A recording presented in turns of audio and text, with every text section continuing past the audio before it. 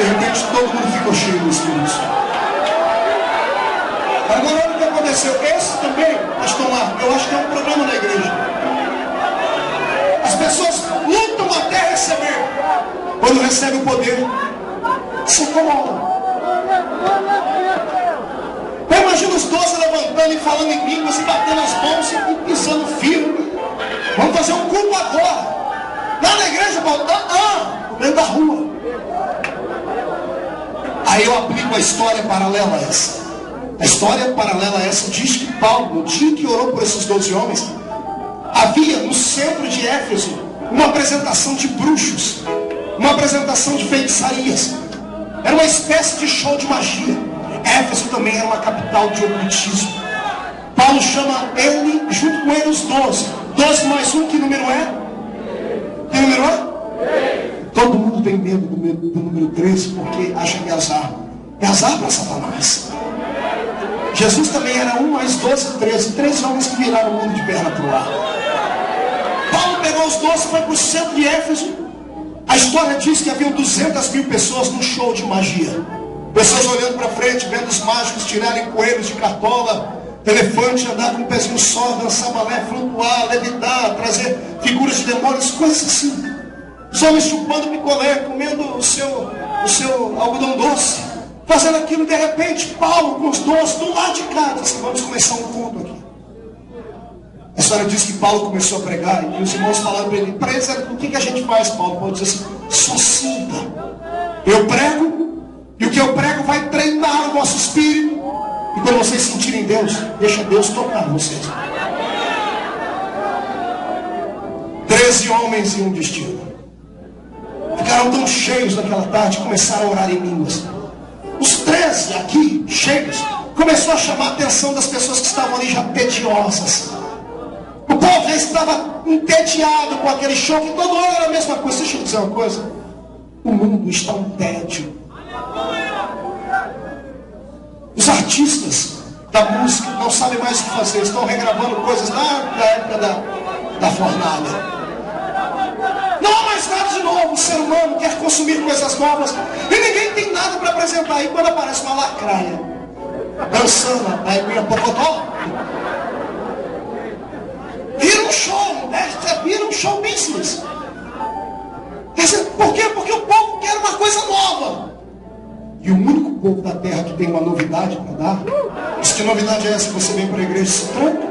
Se nem aqui dentro você tem coragem de deixar Jesus te tomar, mas você vai fazer a diferença lá fora. A história diz que os homens começaram a olhar o culto de Paulo e as palavras dele, e o povo pulando e falando em línguas.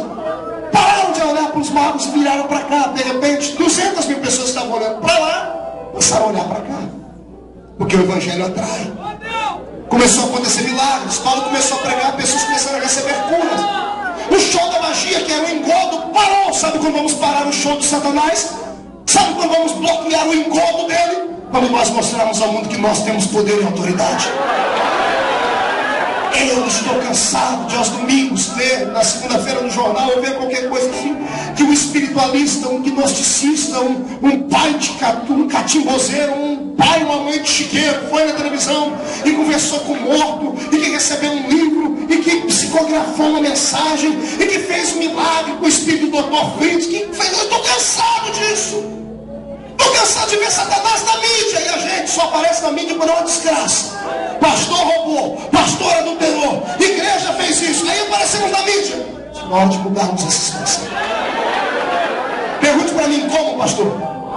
O segredo está dentro de você. Pergunta: qual é, pastor? A unção do Espírito. Como?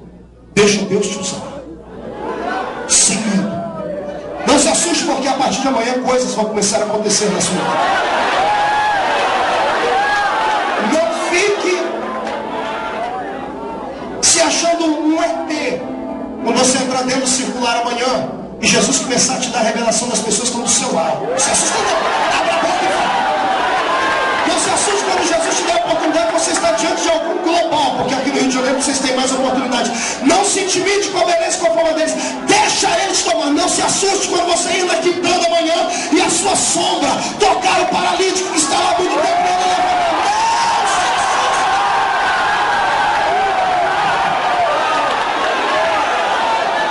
Você quer isso? Quem quer isso? Levante a mão.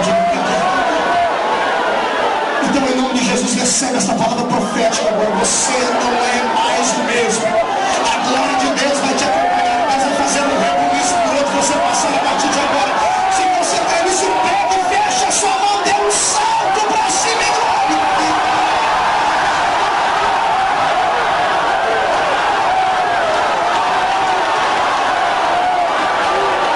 Segura, estou terminando. Segura.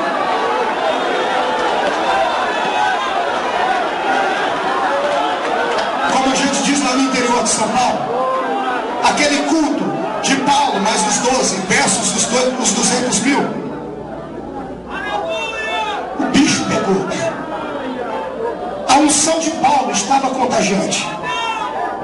200 mil pessoas creram no que Paulo pregava. A situação ficou tão estranha que os bruxos pararam com a bruxaria e vieram ver Paulo. A história diz que o líder dos bruxos daquela cidade rompeu a multidão para ver o que é que estava acontecendo do outro lado. E quando ele chegou do outro lado, ele viu Paulo pregar. Ficou irado. Ele desafiou Paulo, pobrezinho dele, desafiaram o Deus verdadeiro. E o Deus de Paulo respondeu por fogo. O bruxo caiu em processo, Paulo orou por ele e ele foi liberto. Quando ele foi liberto, como ele era o líder da comunidade de macumbaria, de ocultismo da cidade, ele deu um grito. Eu quero que tragam aqui agora no centro de Éfeso todos os livros de feitiçaria, todas as fórmulas de encanto. Isso está em Atos capítulo 19, leia em casa, você vai ver. Traga os livros de macumbaria, traga tudo. Vamos queimar em praça pública, porque o único Deus verdadeiro é o Deus que está dentro desse baixão de 1,5 metro aqui, que vai mudar a nossa vida. Prepara o espírito, porque agora vamos chorar. Querido, eu quero agora o solo mais melancólico que você tem. Aquele quando você está triste. Olha para cá. A cidade estava alicerçada. Mudou o ritmo da cidade. O templo da deusa Diana desaparece da história. Ninguém sabe por quê.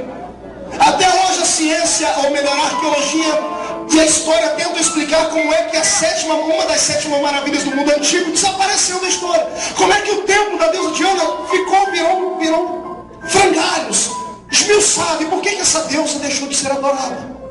Porque um homem de 1,5 metro entrou dentro daquele lugar cheio de Deus.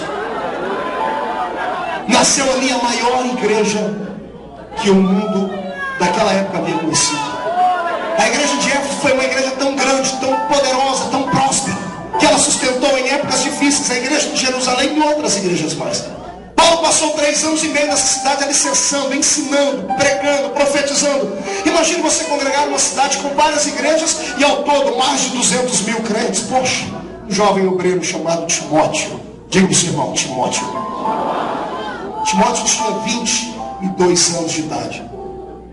Ele havia caminhado ao lado de Paulo, ele era discípulo fiel, havia aprendido tudo com Paulo.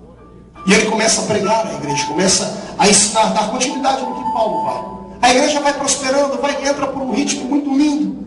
De repente, Paulo está aprisionado em Roma. Seu ministério vai estar se acabando. A igreja de Éfeso sofreu um ataque de Satanás. Porque como o diabo mandava naquela cidade, e ele foi expulso de lá, o diabo tem um dom que os homens não têm. O dom da paciência. Ele sabe esperar. E como ele viu que não adiantava mais ir de chifre e cauda, porque todos os crentes aprenderam a expulsar os demônios,